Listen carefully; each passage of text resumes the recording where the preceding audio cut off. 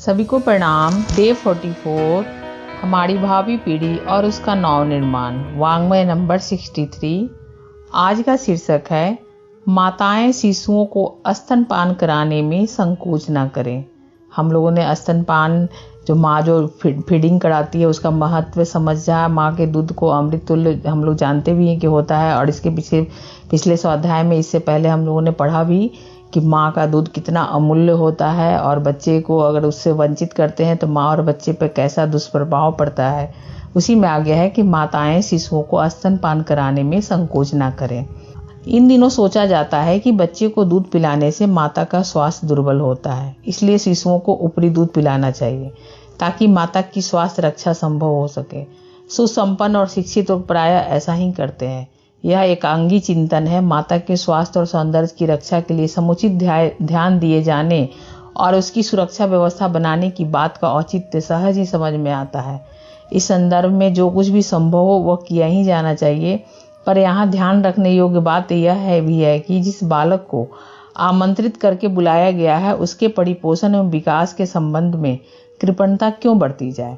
यहाँ बताया जा रहा है कि प्रायः ये कन्फ्यूजन होती है कि माँ का अगर बच्चे को दूध ज़्यादा पिलाएगी तो माँ का स्वास्थ्य दुर्बल होगा, लेकिन ये एकांगिक चिंतन है। जब हम बच्चे को अपने कोख में बुलाए हैं, बच्चे हमारे गोद में जब आए हैं, हम उनको एक तरह से आमंत्रित किए हैं, प्रभु ने हमें दिया है, तो हम उसके परिपोषण में जो प्राकृतिक अमृत तुल्य जो माँ के दूध मिले उससे उसको वंचित क्यों करें। हमारा एक हक तो नहीं बनता है। और उसके पीछे रीजन हम अगर ये दें कि माँ का स्वास्थ्य दुर्बल होता है, माँ का फिगर खराब हो जाता है, माँ का रूप यौवन जो है वो कुरूप हो जाता है, तो सही में ये बहुत ही मतलब चिंतनीय और सोचनीय बात है। नवजात बालक का पाचन तंत्र इतना कोमल और संवेदनशील होता है कि माँ का दूध ही सरलता पूर्वक पच सके।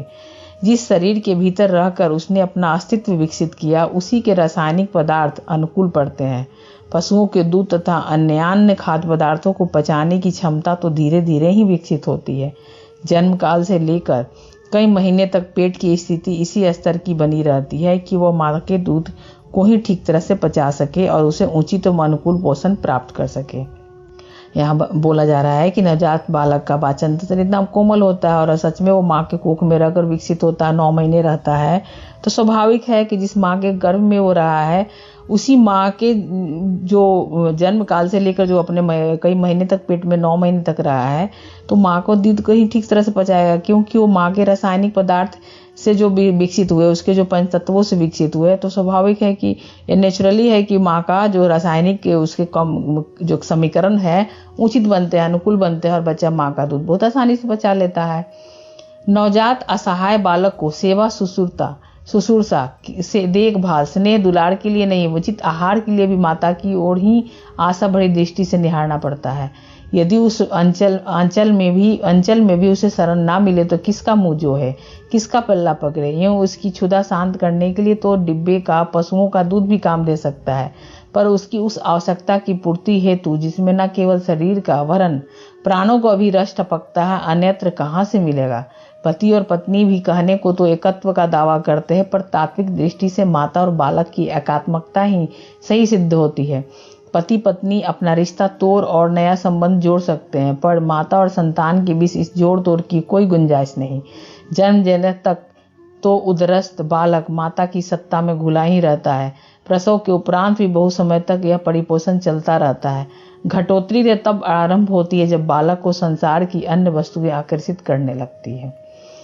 बहुत ही मार्मिक है ये टॉपिक। इसमें देखा जाए तो बताया जा रहा है कि पशुओं का दूध ये सब कब काम देता है। ऊपरी दूध से हम सोचते हैं कि चलो काम चला ले, लेकिन माता के गर्भ में जो बच्चा पला है तो हर काम के लिए अपने माता की ओर ही वो देखता है, उसी से उम्मीद भी करता है, क्योंकि माँ उसे अपने प्राणों का रस टपका कर सींच कर उसे 9 महीने अपने गर्भ में जो रखती है, तो उसके और बच्चे के बीच में जो एकात्म भाव बनते हैं, विकसित होते हैं, वो पति पत्नी में भी नहीं होते। और यहाँ बताया जा रहा है कि पति पत्नी अपना रिश्ता तोड़ भी सकते हैं, नया संबंध जोड़ भी सकते हैं। पति चाहे तो पत्नी को छोड़कर जा सकता है और कोई दूसरे मतलब पत्नी भी ला सकता है, लेकिन माँ और बच्चे का जो संबंध होता है इस गठजोड़ को कोई नहीं तोड़ सकता है।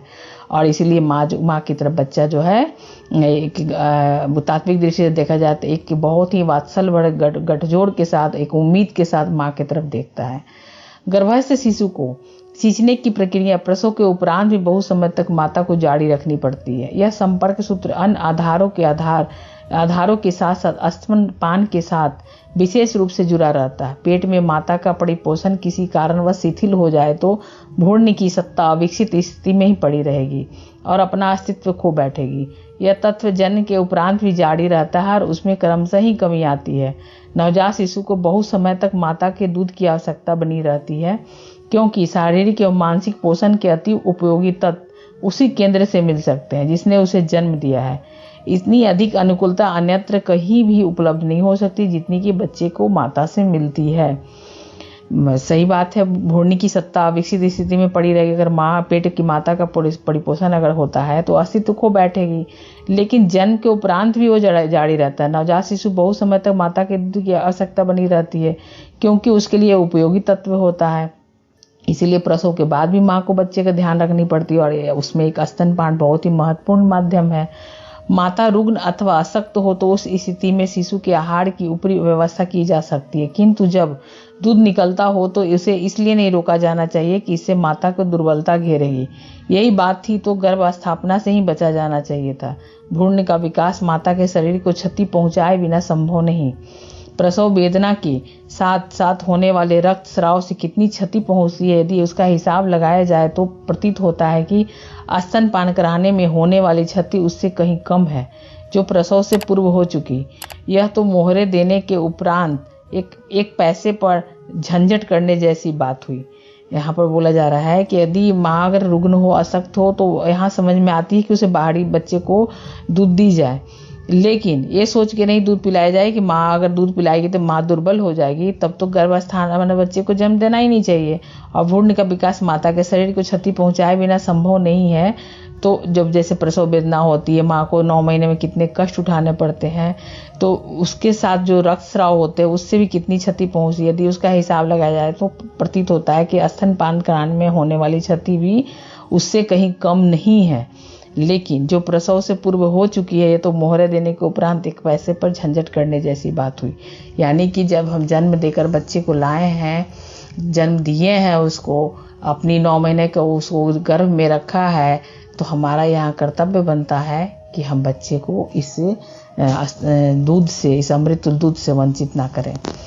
बालक के शारीरिक मानसिक पोषण के साथ उसके समग्र व्यक्तित्व के अंतःकरण के विकास की आवश्यकताएं रहती है। उनकी पूर्ति माता के भावनात्मक व रासायनिक अनुदानों से ही हो पाती है। स्तनपान में अवरोध खड़ा होने पर बालक तो निश्चित रूप से घाटे में रहता है। शिशु आहार के नाम पर जिन वस्तुओं का गुणगान किया जाता है, वस्तुतः उनकी उत्कृष्टता माता के दूध की तुलना में शतांश भी नहीं होती। यूं बहकाने को तो द्रोणाचार्य ने भी अपने बेटे अश्वत्थामा की दूध की मांग को खड़िया मिट्टी का सफेद पानी मिलाकर भी काम चला लिया था। माता के दूध से वंचित बालक को जिस वस्तुओं के सहारे इसी प्रकार अपना गुजारा करना पड़ता है, ऐसी स्थिति उत्पन्न करना किसी सहृदय माता के लिए किस प्रकार संतोषजनक हो सकता है। ऐसे मोटे तर्कों और भौतिक स्वार्थों को आगे रखकर नहीं किया जा सकता है। ऐसे मार्मिक प्रसंगों में तथाकथित स्वास्थ्य एवं सौंदर्य रक्षा की बात सोचते समय बालक के विकास और भविष्य को भी ध्यान में रखा जाना चाहिए। यानी हर हाल में बताया जा रहा है कि माँ के दूध से बच्चे को वंचित ना करें, कोई किंतु परंतु ना करें, कोई झांसा ना दे, कोई बहाना ना करें, और माँ के दूध की जो तुलना है उसी की किसी अन्य स्रोत से नहीं की जा सकती। असभ्य लोगों में अपने ढंग के अंधविश्वास उठते मरते रहते हैं। सभ्य कहलाने वाले लोग भी इस मामले में उनसे पीछे नहीं। असभ्यों की मूढ़ मान्यताओं पर सभ्य लोगों द्वारा व्यंग उपहास करने की बात समझ में आती है, पर आज की स्थिति में यदि तथाकथित समझदार और सभ्यताभिमानी लोगों पर पिछले लोग कभी मूर्खता की आरोपण करने लगे तो उसे भी अनुपयुक्त नहीं कहा जा सकता। सभ्य अंधविश्वासों में से एक यह भी है कि बच्चे को दूध पिलाने से माता कमजोर हो जाती है। वस्तुतः ऐसा कुछ नहीं है। प्रसव के उपरांत जिस स्तर के आहार विहार की सतर्कता बरतनी चाहिए, उसमें त्रुटि करने से स्वास्थ्य को आघात पहुंच सकता है और उस गड़बड़ी को स्तन पिलाने के साथ जोड़ा जा सकता है। यह आत्मप्रवंचना फिर भी तथ्यों से प्रतिकूल ही बनी रहेगी। यह बताया जा रहा है कि असभ्य हो चाहे सभ्य हो, लोग मूढ़ मान्यता बनाए हुए हैं, अपने खान पान की गड़बड़ी की ओर ध्यान नहीं देते हैं और सोचते हैं कि दूध पिलाने से ही माँ का ऊपर साइड इफेक्ट हो रहा है, लेकिन यह गलत बात है।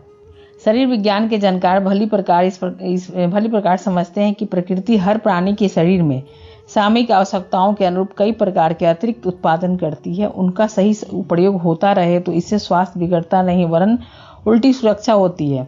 किशोरियों को मासिक धर्म प्रारंभ हो जाता है और हर महीने रक्त आ जाता है। साधारणतः नस काटकर उतना रक्त बहाया जाया करे तो उससे हानि होगी, पर मासिक धर्म नियमित होते रहने से उनका स्वास्थ्य बिगड़ता नहीं वरन बनता है। किसी सामान्य अंग का असामान्य रूप से बोझिल हो जाना चिंता का विषय है। ट्यूमर, रसौली, गांठ, फोड़ा आदि के उभार आपत्तिजनक माने जाते हैं, किंतु लड़कियों की उठती उम्र में वक्षस्थल का उभार स्वाभाविक माना जाता है। लड़कियों की आयु बढ़ जाने पर भी यदि मासिक धर्म आदि एवं चिन्ह प्रकट न हो तो इसमें स्वास्थ्य संकट जैसी चिंता करनी पड़ती है। शिशु जन्म से पूर्व ही माता का दुग्ध संस्थान विकसित एवं सक्रिय हो जाता है। प्रकृति प्राणी की आवश्यकताओं को भली प्रकार ध्यान रखती है और उनकी पूर्ति की साधन जुटाती रहती है। इस स्वाभाविक क्रिया प्रक्रिया में किसी विपत्ति की आशंका नहीं करनी चाहिए। उत्पादन विसर्जन का चक्र हर क्षेत्र में घूमता है और क्षतिपूर्ति की व्यवस्था अनायास ही होती रहती है। यहाँ प्रकृति की चक्र की बात बताई जा रही है। लड़कियों को जो किशोरावस्था में मासिक धर्म शुरू होते हैं उसके बारे में बताया जा रहा है। अगर वही जो मासिक धर्म से रक्तस्राव होते हैं, अगर एक नस काट करके उसको बहाया जाता है तो उससे हमारी कितनी क्षति होती है हम जानते हैं, जान प्राण निकलने की बात हो जाती है। लेकिन वही मासिक धर्म से जो रक्तस्राव होते हैं वो हमारे शरीर के लिए मतलब लड़कियों के लिए उपयोगी होते हैं। तो इस तरह ये प्रकृति का क्रिया प्रक्रिया का नियम है। उत्पादन विसर्जन का ये चक्र है।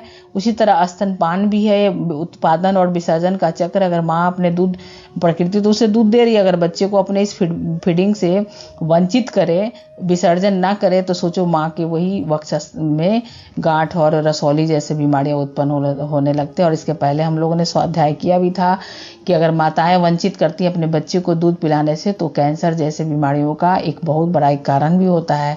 तो इस तरह हमारी भावी पीढ़ी के नव निर्माण में उसके स्वास्थ्य सुरक्षा के दृष्टिकोण से स्तनपान से वंचित ना करें अपने बच्चे को। आज का स्वाध्याय हम लोग यहीं रहने देते हैं, फिर हम लोग नेक्स्ट डे मिलते हैं। सभी को प्रणाम।